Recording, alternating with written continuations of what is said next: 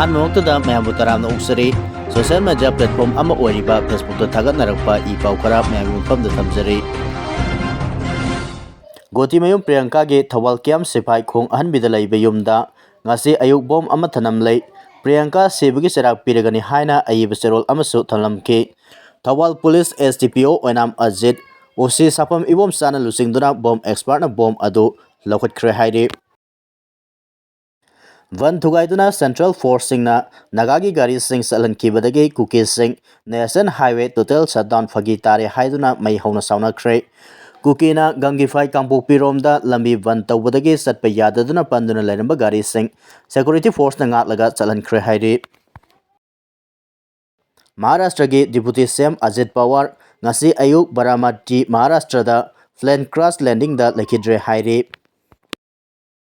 Sisipurda Kuki Singna We want political solution not popular government haiba kolau kaya lauduna release at Craig January 18 da Koko Minasiliba Miyamgi Kongsat Asida Miyam Humna Saruk Yabiyo Hana Paujelakli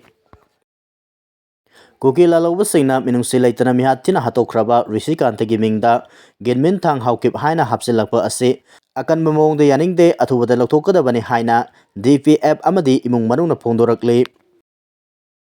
Kautrukta helicopter sinaduna ground domination haukre Kangpokpida Kuki amasong Naga Lusingba Sengi peace meeting chatakhre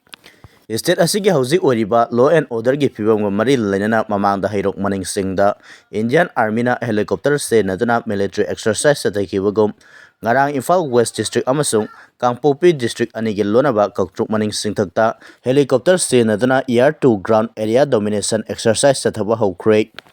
Amaromda ZUF na Kangpopi District ki manung sanba Wapong Village da Popi Pambi Pak sana manghanba amadi Popi thabada sinaba yung karamai thakiba thodoktuga mari lainana Kuki amasung Naga anigi marakta sauna ungkhatnaba yabagi phibam lakpadagi ngara nungthil pung amadagi hauna Kangpopi District Headquarter da nakal animaki lusingba sing yawba high level peace meeting chathaba hokre hairi press na phangba pawgi matung innadi Kautruk maning singthakta helicopter senaduna air to ground domination exercise chathakiba adu ngarang ayu pung 8 lom tabadagi hauraga numit yungba pung 1 minute 15 fawba chathaki ngarang ayu pung 8 lom tabada Indian Army gi helicopter sing laima khongdagi pairaktuna Kautruk maning singthakta koipai paiduna laiki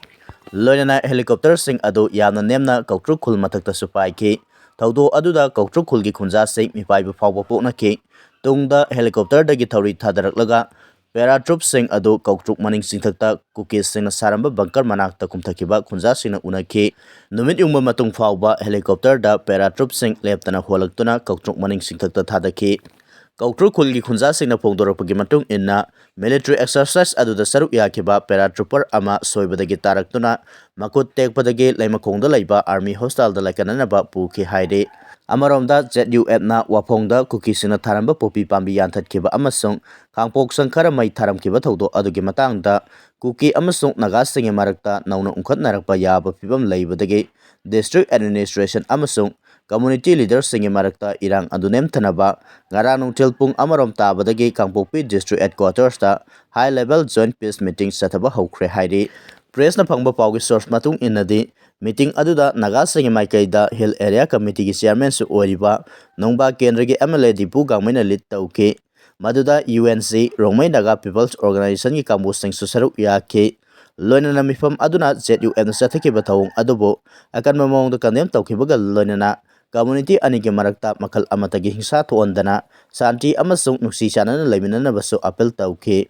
marak asida security gi maikaidagi Wapong Village Kesonong Village amasung masigi akoiba area da makatana asigumba tawdok sing thoktanaba search and area domination gi operation haukre khudong thiningai oiba mapam sing da security packet thamba yauna patrolling amasung surveillance ki thabak hengat hankre Kangpokpi gi SP Abinab IPS masamaksu mafam aduda satuna haktenana yengsinba yauna local residents sing amasung CSO singa wari sanakre lairiba irang asina maram orega khul adu thadoktuna lanjana khraba sing Kuki NP Southwest Southern Hills ke mityang makada laifam sapam amasung chana thaknaba sing piba hokre hairi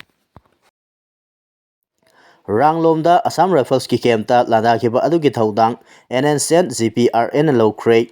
Arunachal Pradesh ke Sanglang District ke manung chana leiba Ranglom Kulda ningthokaba numita thokiba landaba adugi thodang NNSN GPRN lawkhre NNSN GPRN gi maikaidagi thadropa serol amana hai Naga Army gi technical unit na ningthokaba gi ayupu nipan taba matamda Ranglom Kulda leiba Marisuba Assam Rifles ki kemta akan balanda sathaki Indian Security Force singna mapam adu mapung pana lockdown thamkibadagi landaba asida aso apan kaya thokibage haibade khambangamdre serol aduna makata na hai landa asige matungda Security Force singna kul adugi miyamda ot naiba amadi awaba pikiba adu nuaitaba fawi adum oinamak makogi lamda Indian state ki imperialized design dagi ngak senaba amadi ot naibadagi nathoknaba thaba ase necessary step amani hairi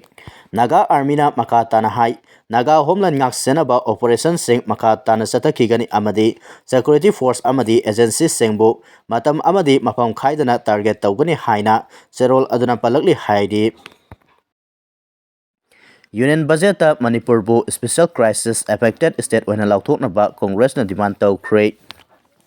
Manipur da sahi anirom sathariba zatigi khana sainaba asina maram oirega state asibo lakadaba union budget ta special crisis affected akanaba thodokna soalaba state oina lauthoknaba laiba pupanumita Congress na demand tawkhre violence kuina satharakpadagi Manipur gi economic collapse oire masigidama akanba financial package ama pinabasu haike